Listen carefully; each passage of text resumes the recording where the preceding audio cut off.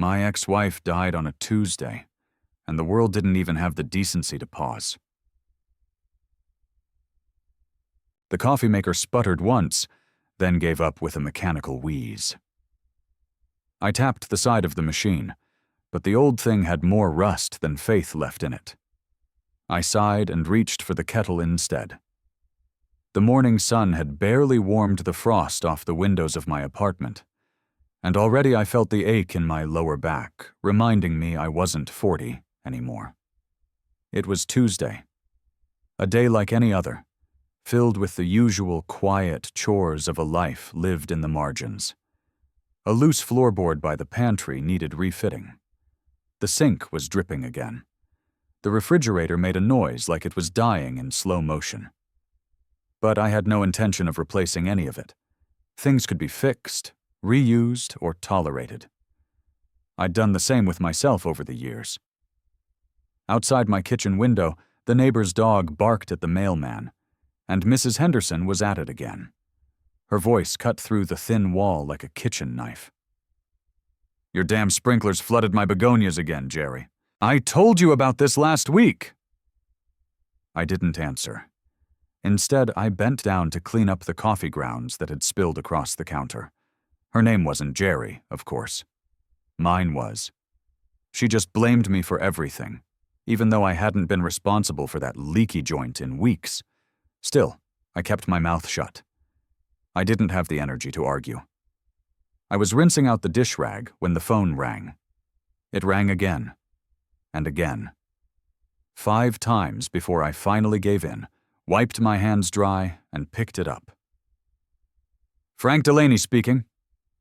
The voice on the other end was firm but softened by rehearsed compassion.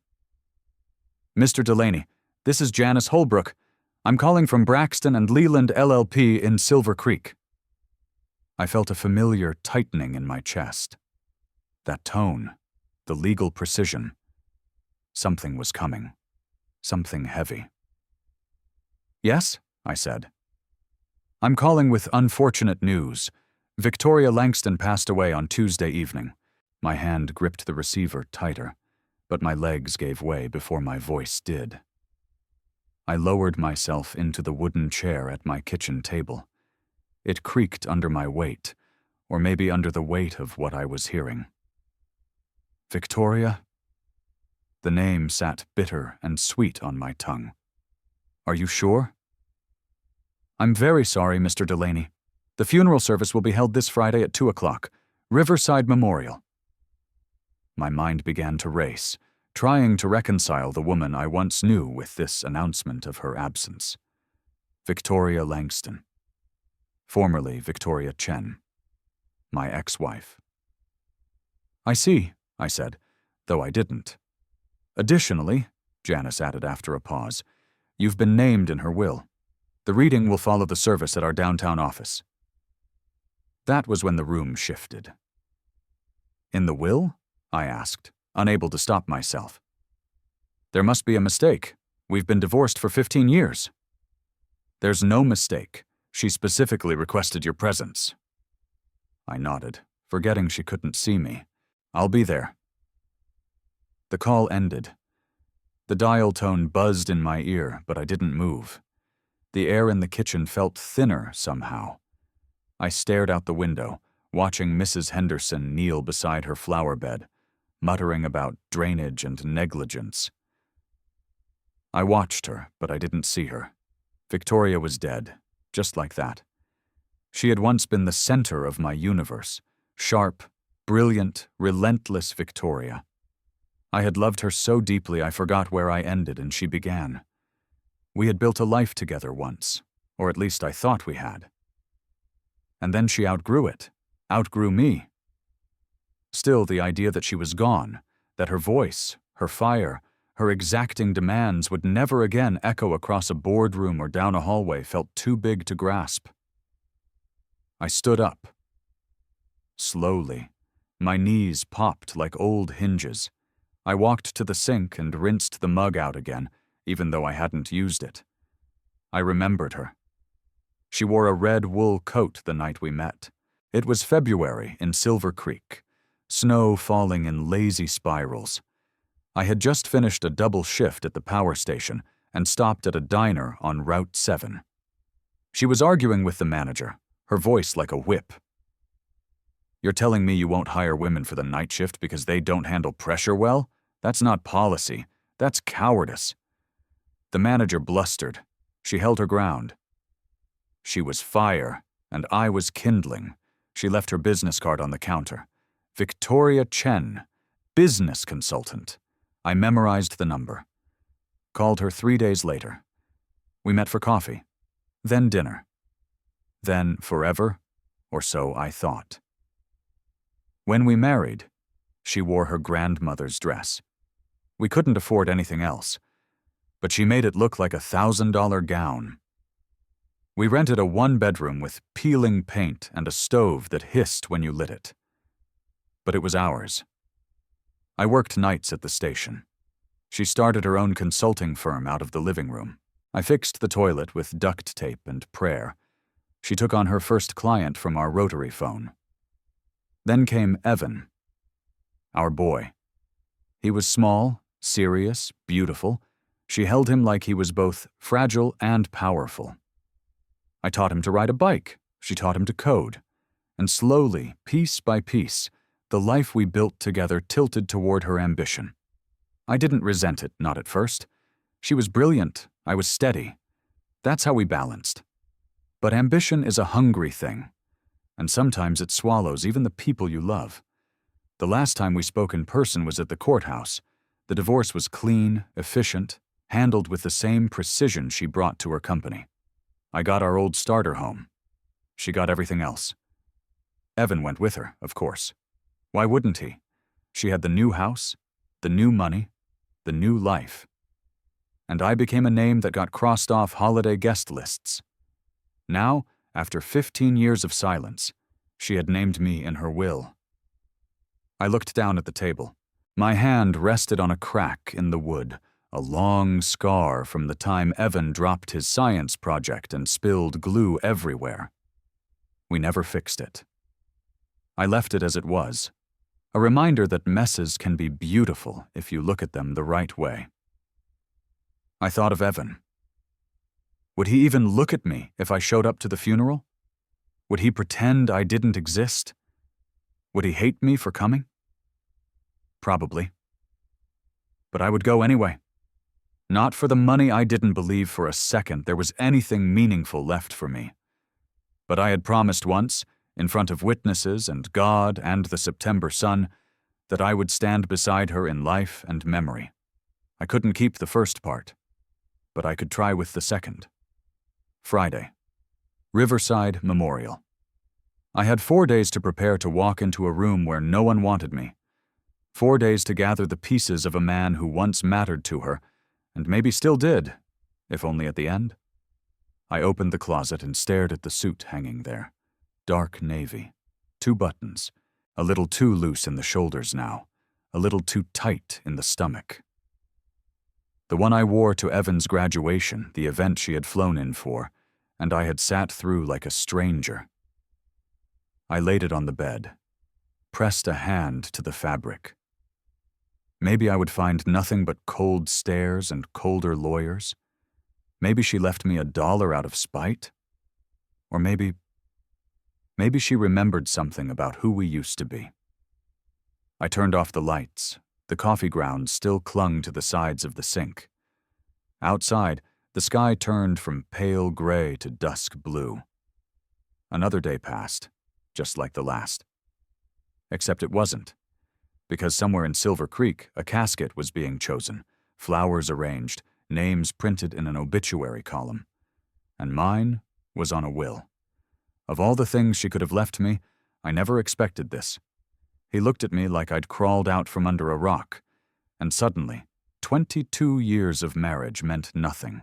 The wind had picked up by the time I pulled into the parking lot of St. Gabriel's Memorial Chapel. Clouds pressed down over Silver Creek like a lid, and the mountain air had that bite to it, the kind that crept into your joints and reminded you that some aches never left.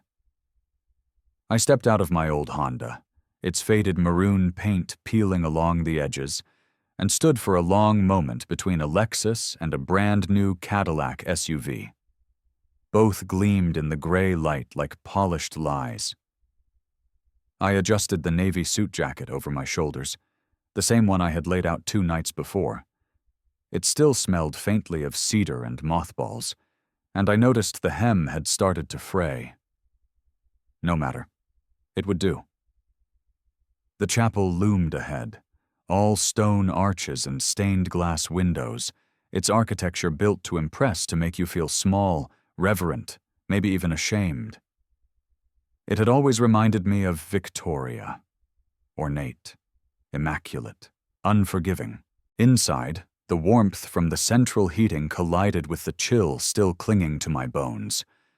The air was thick with perfume and hushed conversations. Hundreds of mourners filled the pews, former colleagues, investors, clients, all dressed in black, all rehearsing their best expressions of solemn grief.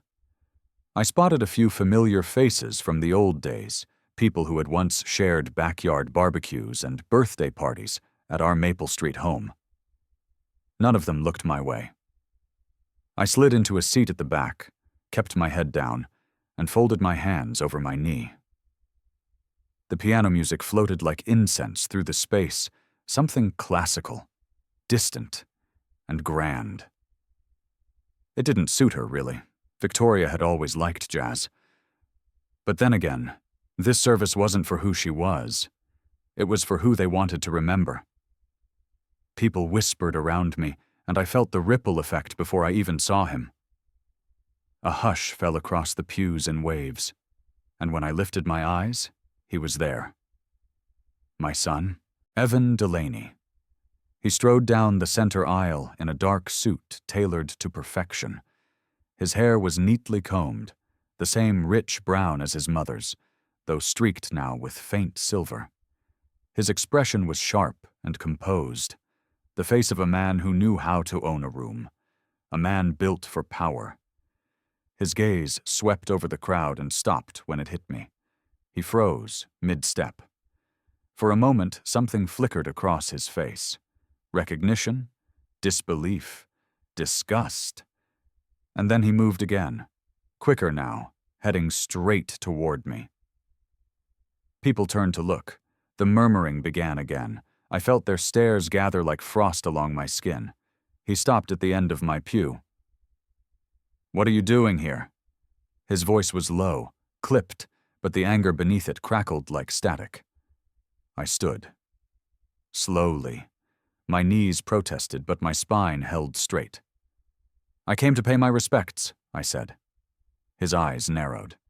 "You lost the right to do that 15 years ago." The sound of shifting bodies echoed around us. Somewhere near the front, someone coughed.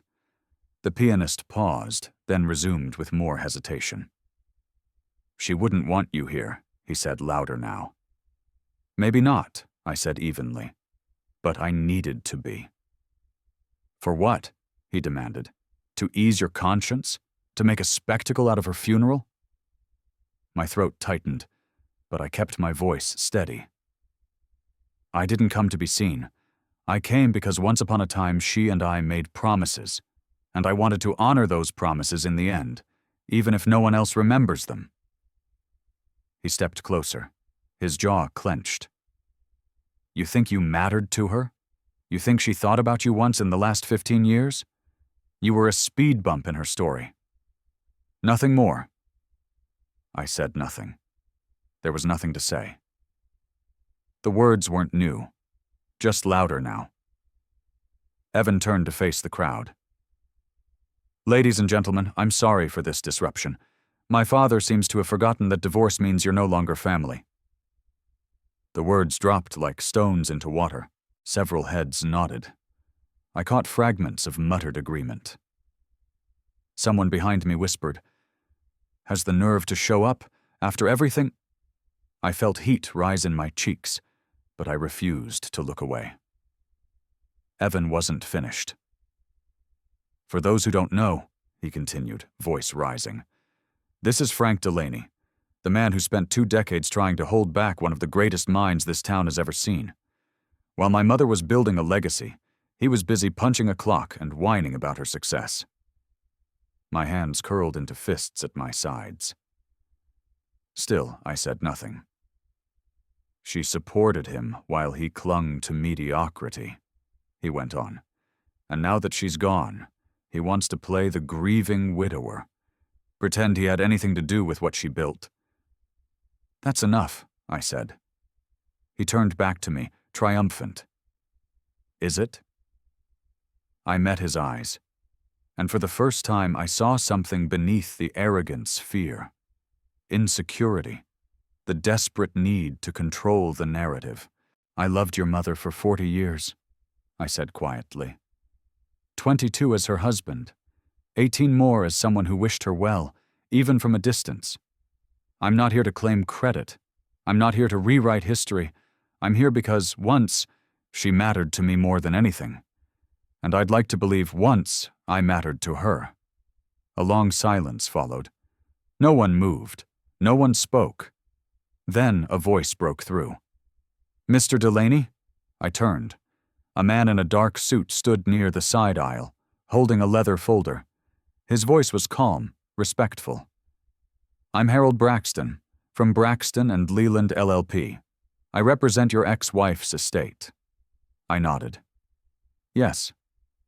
There will be a reading of the will this afternoon, he said. She named you as a required participant. It's not a formality. She was very clear. Behind me, I heard a woman gasp softly. Evan's expression shifted from fury to confusion. She what? Harold inclined his head. Mrs. Langston requested the presence of both her son and her former husband at the reading. I'm here to ensure that happens. Evan scoffed. Why would she name him in her will? I'm not at liberty to discuss that here, Harold replied. But I would strongly encourage you both to attend. The reading is at 4:30 at our downtown office. Evan shook his head, blinking like he'd just been slapped. This doesn't make sense. Nevertheless, Harold said gently, those were her wishes. The music swelled again, signaling the start of the service. People shifted in their seats, eager for the attention to return to something safe, something rehearsed. I turned to Harold. I'll be there. Evan said nothing. Harold nodded once and slipped away into the crowd. I sat back down. The pew was hard beneath me, but I didn't mind. I folded my hands again and let the music wash over me. The woman who had once shared my life, who had built a kingdom and then walked away from everything we once were, had reached back across 15 years of silence. And I couldn't shake the feeling that this wasn't the end of the story. It was only the beginning. You've been named in her will, and it's not a formality. He smirked like a man preparing to take a victory lap, and then the lawyer read her final words. The walk to the law office was short, but the silence between us stretched the length of the town. Evan didn't speak. He didn't look at me. His polished shoes clicked against the pavement with purposeful, even rhythm, like a man certain of his path. Mine shuffled by comparison, but I wasn't ashamed. I had walked these streets long before he had learned to tie those shiny laces, and I wasn't in a hurry to know what waited at the end of the road. The office of Braxton and Leland sat on a corner lot downtown, a restored Victorian house with slate-gray siding and white trim, surrounded by old sycamore trees just beginning to leaf out for spring.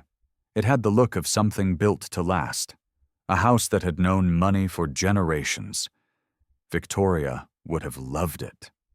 Inside, everything was polished wood and thick carpets. The scent of leather and legal paper clung to the air like formality. A receptionist greeted us with the detached warmth of someone trained to deal with grieving millionaires. She offered us coffee, water. Evan declined with a curt shake of his head. I asked for tea, even though I knew I wouldn't finish it. We were led to a large room at the back of the building. A conference table dominated the space, long and gleaming, its surface bare except for 3 chairs and a single thick folder. A window looked out over the street. Sunlight filtered through sheer curtains, catching the dust motes that danced like memories in the still air.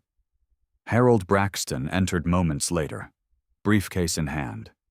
He looked the way a good lawyer should: pressed suit, wire-rimmed glasses, expression unreadable.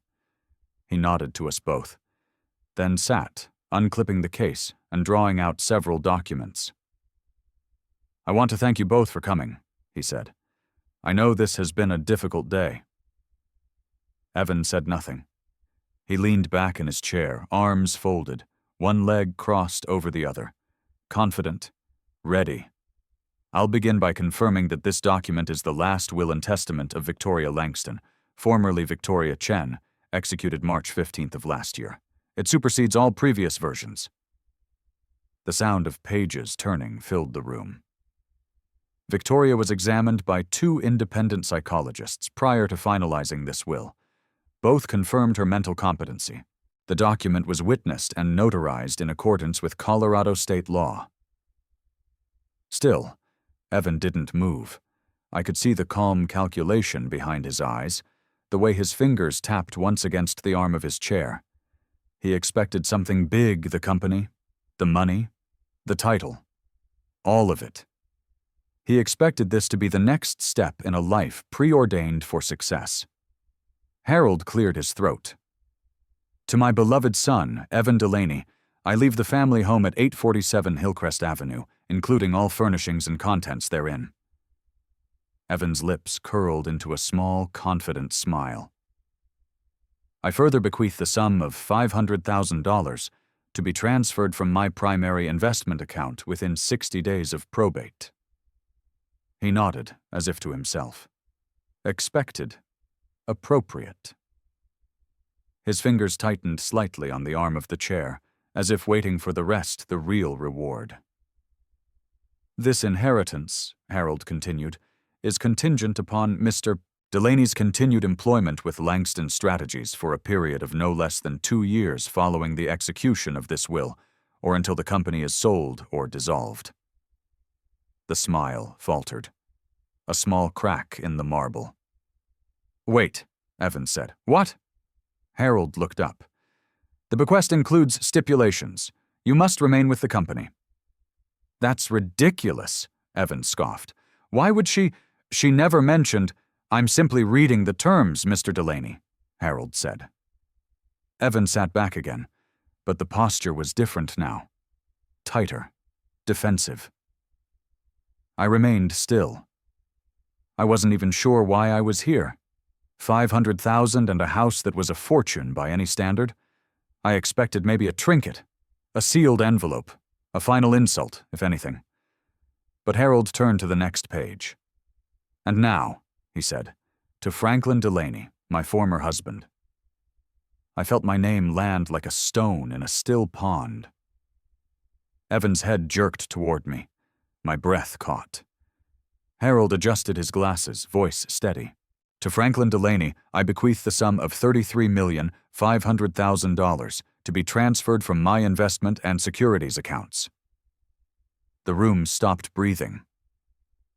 "To Franklin Delaney, I also grant controlling interest in Langston Strategies, including all subsidiaries, real estate and business assets. This includes 65% of voting shares and the appointment as chairman of the board." Evan shot to his feet. His chair slammed backward into the wall. "This is a joke," he said, voice rising. She hated him. Harold closed the folder calmly.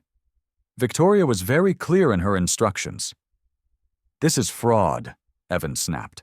"She was sick. She wasn't in her right mind." "She passed all competency evaluations," Harold replied. "Twice. He hasn't spoken to her in 15 years. "I didn't ask for this," I said, finding my voice at last. Evan turned on me like a storm. "Of course you didn't. You just sat back and waited for her to lose her mind."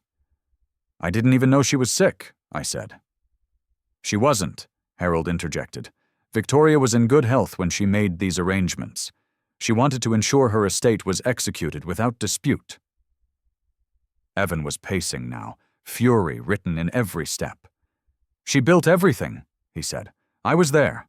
I helped her grow that company. He didn't do anything. He was gone." I felt the words like slaps, but I didn't flinch. "You received a generous inheritance," Harold said. "A home, a substantial financial gift. The rest was her decision." "This isn't over," Evan muttered. "I'll contest this. I'll find a judge." "There's more," Harold said gently. Evan stopped. So did I. Harold opened another envelope, this one smaller, handwritten. "Victoria left a personal message for both of you," he said. "She asked me to read it aloud." The air thickened again. Evan sat slowly. His hands trembled as he rested them on the table. Harold unfolded the letter with care. "My dearest Frank." I closed my eyes.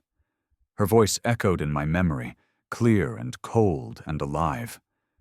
I had no idea what was coming, no clue why she had done this, but for the first time in years, I didn't feel invisible. "There's a letter," the lawyer said.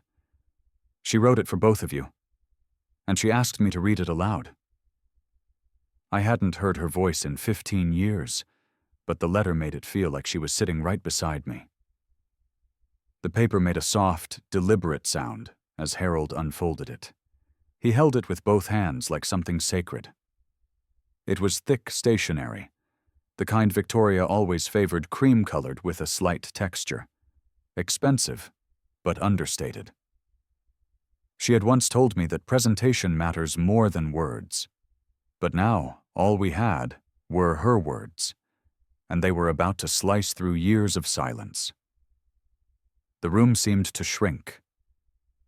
Evan leaned forward slightly, as if he didn't want to hear, but couldn't stop himself. I kept my hands in my lap, gripping the edge of my chair to keep them from shaking. Harold cleared his throat once. "My dearest Frank," he began, and though it was Harold's voice, I heard hers, that crisp, deliberate cadence. Victoria never rambled, never stumbled. Every word had weight. Every sentence was crafted. "If you're hearing this, it means I'm gone, and you're probably sitting in a room with our son, wondering if I've lost my mind. I can picture your face half confused, half polite, trying not to show it." A ghost of a smile tugged at my lips. She knew me, even after all this time. "I know this inheritance comes as a shock. I know you're thinking there must be some mistake, that you don't deserve this. But Frank, you do. You always did." Evan exhaled sharply beside me. Harold didn't pause. "I never stopped loving you," he read on. "Not during the worst fights, not during the divorce, not even during the silence. I was angry with you for not understanding what I needed, but I was angrier with myself for needing it so much that I left everything else behind." The air shifted in the room. I could feel Evan's eyes on me, but I didn't look at him. I couldn't.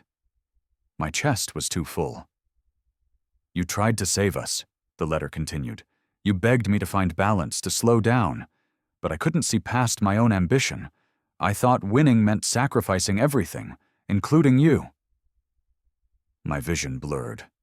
I blinked hard, focusing on the table grain beneath my fingers. That old ache, the one I thought had hardened into something dull, returned sharp and sudden.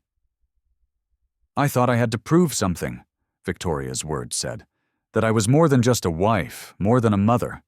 And in doing so, I forgot the man who saw me before the world ever did." Harold paused, perhaps sensing the weight of what came next. "Evan," he said, and the sound of his own name made my son stiffen. "My brilliant, beautiful boy. I know you're furious right now. You're probably convinced your father tricked me or manipulated me. But the truth is, you're not ready for this legacy. Not yet." Evan's jaw clenched.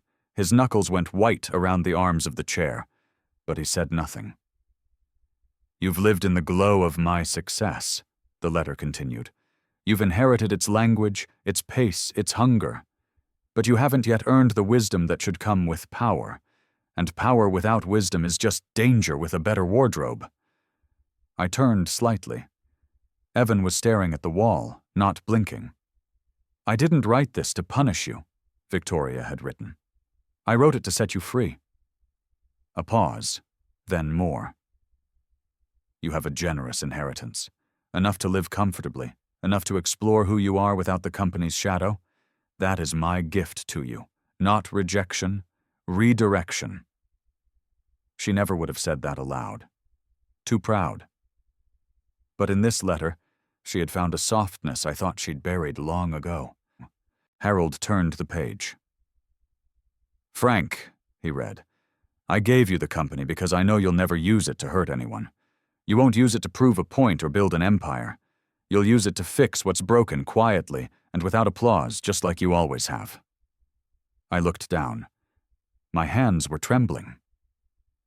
"This isn't a reward," the letter said. "It's a correction, a rebalancing of the scales, and a confession that I should have listened to you long before now." I felt like someone had reached inside me and turned on a light that had been out for years. "You showed me what character looks like," she wrote, "and I forgot. This is me remembering." Silence followed. Thick, profound.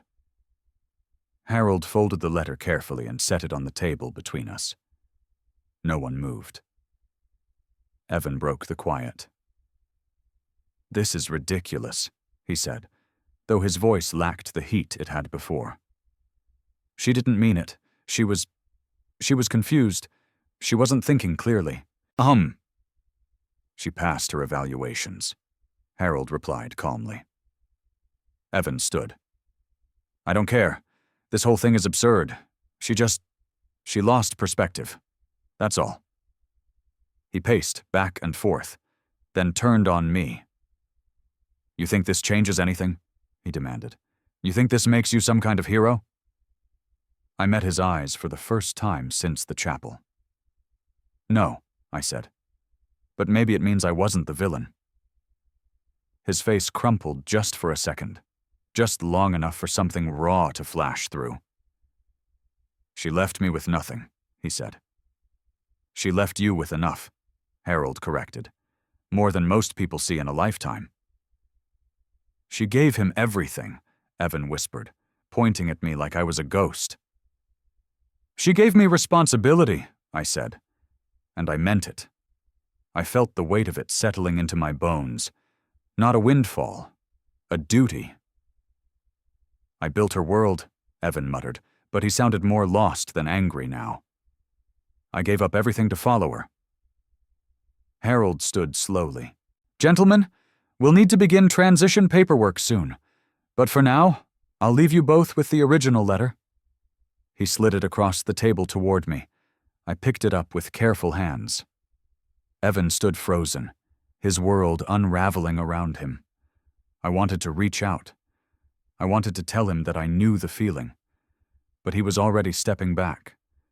His voice was quiet, almost broken. "She gave you a letter," he said.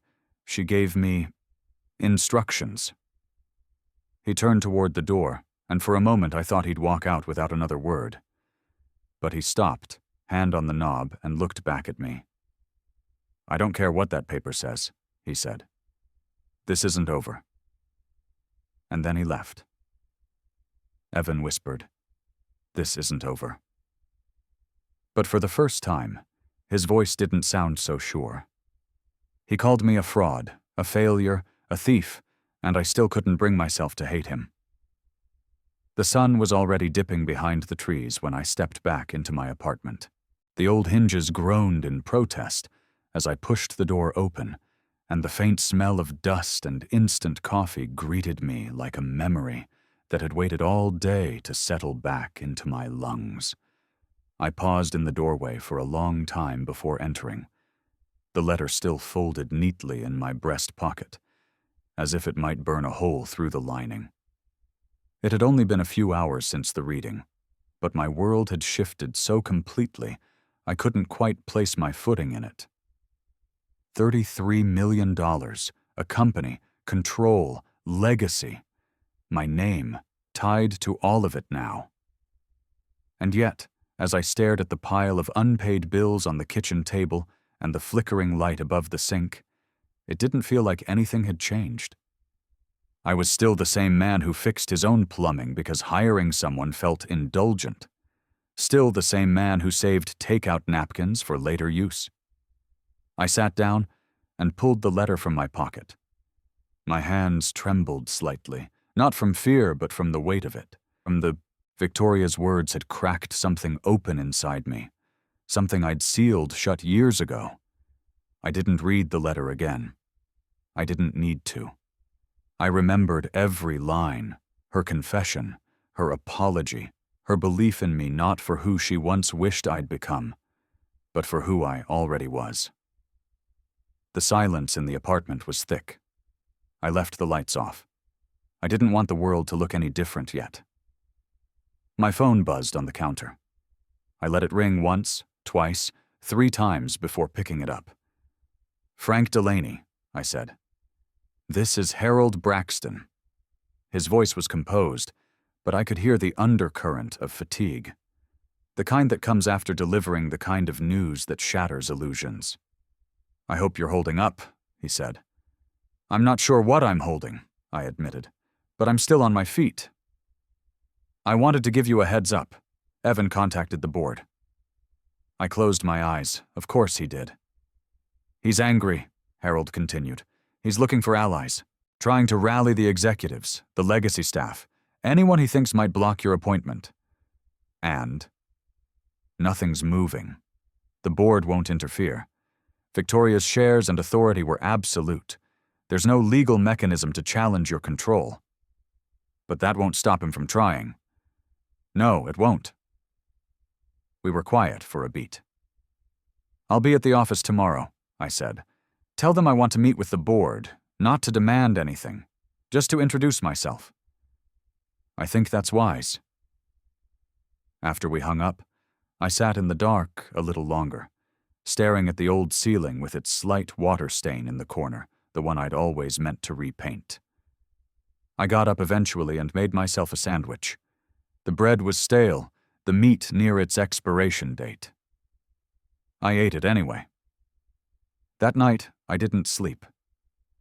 I laid in bed and thought about Evan, about the way his voice had cracked when he said she left him with instructions, about the way he'd looked at me not like a son facing his father, but like a man staring down his ghost. He hated me. But beneath that hate, I saw something raw and shaking. Grief, maybe, fear. I wasn't sure, but I knew it wasn't over. The next morning I pressed the same suit, tied the same old tie I'd worn to her funeral, and drove into town. Langston's Strategies towered above Silver Creek like a monument. Glass, steel, and confidence. The kind of building that casts long shadows, and not just literal ones. The receptionist looked up as I entered. She was young, sharp-eyed. She smiled politely, but I saw the confusion in her eyes. She didn't know who I was yet. But she would. "I have a meeting with the board," I said. "Name?" "Frank Delaney." She blinked. Her fingers hesitated over the keyboard for just a moment before she nodded. "Of course. 11th floor, conference room A." The ride up was quiet. The elevator smelled like lavender and ambition. The numbers lit up one by one, each a step further into a world I'd never imagined entering again. The boardroom was sleek. Glass walls, oak table, ergonomic chairs, a view of the entire valley. It looked down on everything and everyone. There were 7 members seated when I arrived. All of them in dark suits, all of them polite, all of them guarded. I introduced myself. Not with fanfare, just with clarity. "I know what this looks like," I said. "I know you all had expectations about leadership, about Evan, about where this company would go after Victoria, and I'm not here to pretend I can step into her shoes." They listened, silent, watching. But I'm not here to dismantle her legacy either. I'm here because she believed I could do something with it. Something different. Something steadier. One of the members leaned forward. What exactly do you plan to do, Mr. Delaney? Listen, I said. Observe, and eventually lead. But not with ego. With purpose. The door opened suddenly, and Evan stepped in. He didn't knock. Didn't greet anyone. Just walked to the head of the table and placed both palms on the surface. You cannot be serious, he said, sweeping his eyes across the board. You're actually entertaining this? One of the board members cleared her throat. We're here to listen, Evan. You're here to destroy everything she built, he snapped. This man, this retiree, he doesn't belong in this building.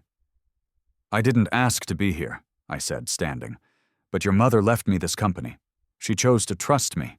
And whether you like it or not, Evan, I intend to earn that trust. You're going to destroy us, he said. Do you even know how to read a balance sheet? No, I admitted. But I know how to ask the right questions. I know how to listen. And I know how to fix what's broken. He laughed bitterly.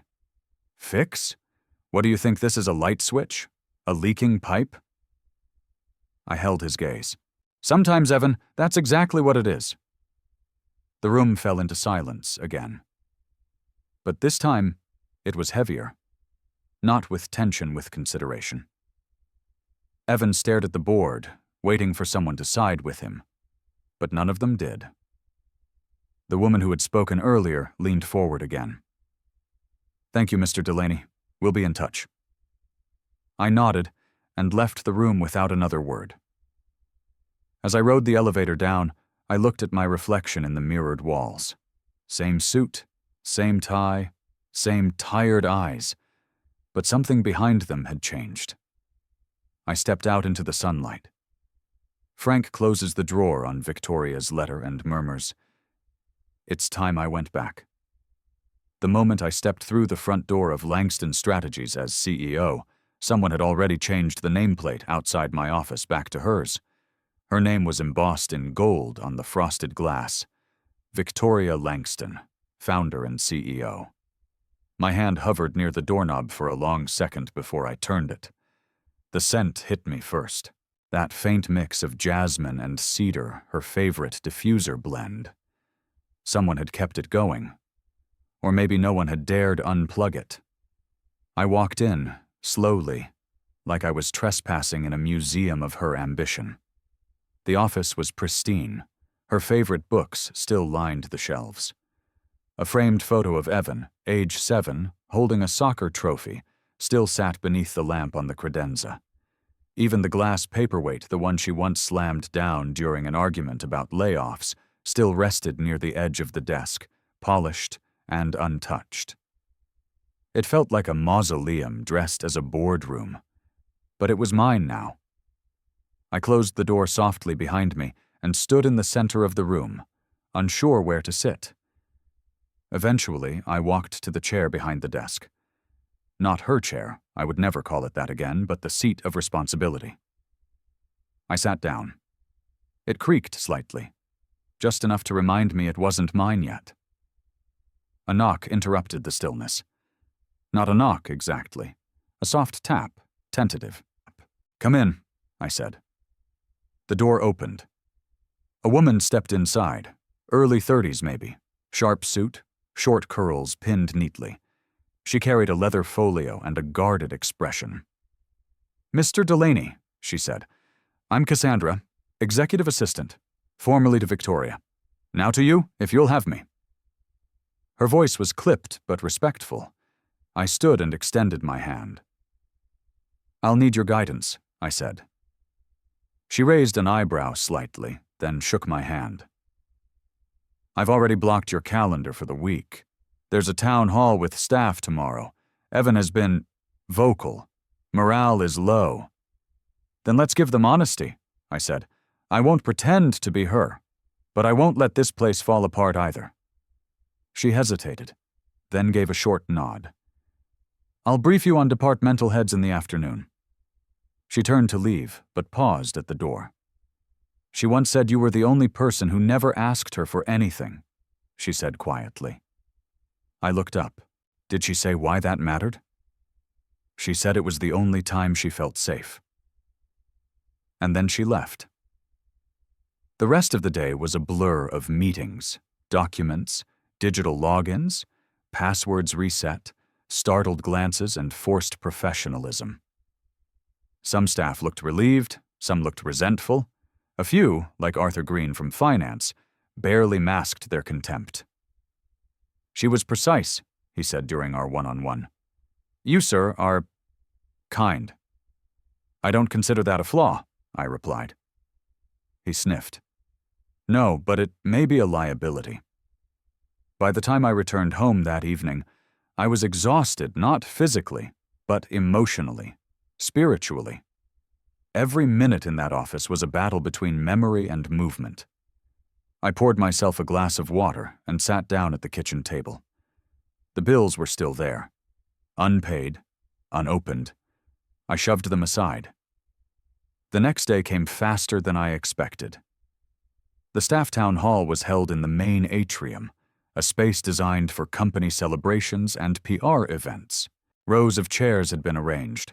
A podium was set near the front, flanked by 2 Langston banners. I stood behind it, heart pounding in my chest. Cassandra handed me the microphone. They're yours, she whispered. Dozens of eyes stared up at me. Young, old, nervous, curious. Some crossed arms, some half smiles. Most blank. Good morning, I began. My voice echoed slightly in the vaulted ceiling. I won't take much of your time. I know these past few weeks have been uncertain, shocking, painful even. A few nods. One person in the back folded their arms tighter. I'm not here to erase what Victoria built.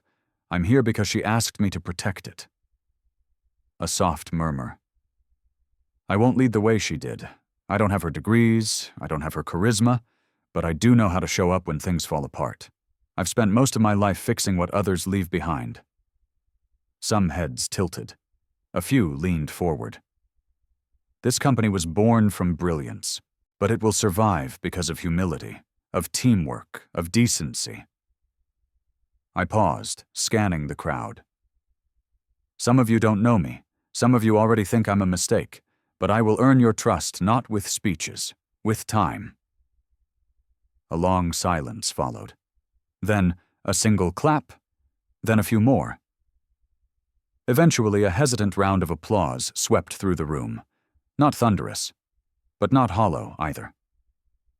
I stepped away from the podium. Cassandra met me at the side. Respect doesn't always sound loud, she said. Before I could reply, Evan strode in from the back, dressed in a tailored navy suit, every hair in place. He walked straight toward me. The crowd hushed. So this is your reign, he said, voice low but sharp enough to cut glass. Folksy charm and empty promises. I said what needed to be said, I replied, not what people wanted to hear. You're not built for this, he snapped. You don't understand this world. And you don't understand why she chose me. His eyes narrowed. She was dying. She was afraid. She wasn't thinking clearly. She was thinking clearer than ever. He shook his head and leaned closer. You're not going to last. That's not your call anymore, I said. He stepped back, scanned the watching employees, and gave a mocking smile. Enjoy the spotlight while it lasts, he said, because I just had a very productive meeting with someone who knows your history better than you think. My stomach tightened, but I didn't show it. He left without another word, and the crowd began to murmur again. Cassandra leaned in. What was that about? I swallowed. I'm not sure, but I have a feeling it's about to surface. The next morning, a brown envelope arrives on Frank's doorstep. No return address, no stamp, just his name, handwritten in thick black ink. He was never meant to win. Not in the traditional sense, not in the loud, vindicated, parade down Main Street kind of way. Frank Delaney's victory wasn't wrapped in applause or confetti, but in silence, a profound, steady silence that settled over his life, like peace returning to a storm-wrecked home. His triumph lived in the quiet corners of a man who had been overlooked for decades, in the private dignity of someone who never stopped showing up, never stopped giving, never demanded recognition but earned it anyway. This was never a story about power in the corporate sense. It was about the sacred currency of respect.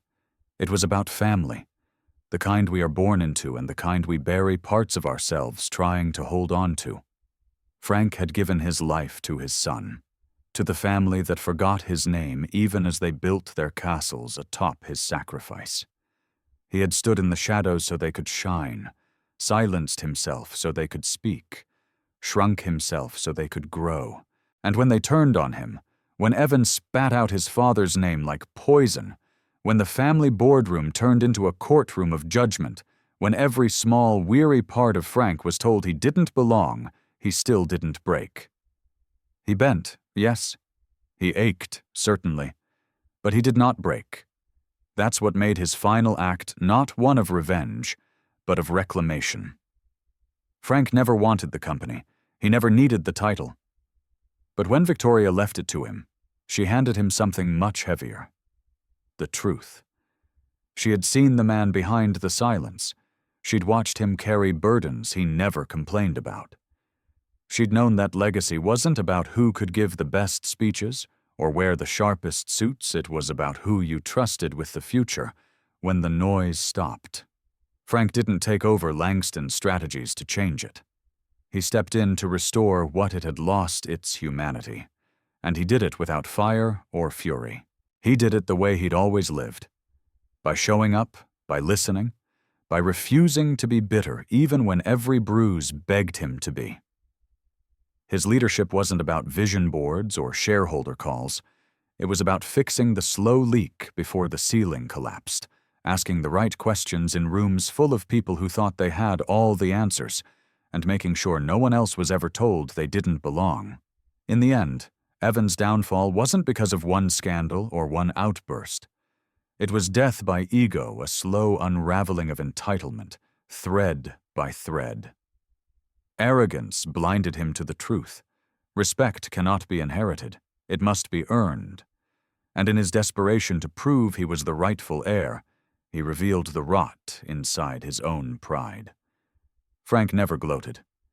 When Evan was finally removed from the board after falsified records came to light, Frank didn't celebrate. He simply walked to the window of that towering office, looked down at the city, and exhaled. The battle was never about defeating his son. It was about not letting his son destroy himself. It was about protecting the memory of a woman he had once loved deeply, even if her affection had been buried under ambition. He didn't speak ill of Victoria. Not once. He kept her photograph on the desk. Not as a symbol of power, but of grief, of complexity, of the long, tangled roots of love and loss. He forgave her in silence, and in doing so, he freed himself. In the final scene, Frank packed his things quietly. The office would stay, the company would continue, but his chapter there was done. He returned to his small apartment, now paid off in full, and spent his days volunteering at a local trade school. He taught young men how to fix what others discarded: broken appliances, damaged pipes, flickering lights. He taught them that mending something with your hands teaches you to mend things inside yourself, too. Occasionally, reporters came looking for quotes. "How does it feel to be the man who took down an empire?" they'd ask. And he'd just smile gently and reply, "I didn't take anything down. I just stood up." Because the lesson, the real, enduring lesson, is that you don't need to shout to be heard. You don't need to fight dirty to win clean. You don't need the spotlight to have power. All you need is the courage to stop apologizing for existing. Frank's story is for every parent who gave more than they had, who were thanked with silence, and who now wonder if it was worth it. It was. Not because it was returned in kind, but because dignity never goes out of style. Because doing right even when it hurts, even when it costs, is the one currency this world cannot devalue. Let them call you quiet. Let them call you old-fashioned. Let them underestimate you. And then, when the time comes, let them watch you rise, because self-respect isn't handed out, it's reclaimed. And family? Family is not just who shares your blood, it's who sees your worth. That philosophy remains. Legacy is not what we leave behind. It's what we refuse to let die inside us. If you felt the weight of Frank's journey, if you've ever stood silently in someone's shadow waiting for dignity to be returned, then leave a number 1 in the comments to honor every parent who gave more than they got. And if you believe stories like this matter, subscribe to our channel for the next chapter in justice, dignity, and truth.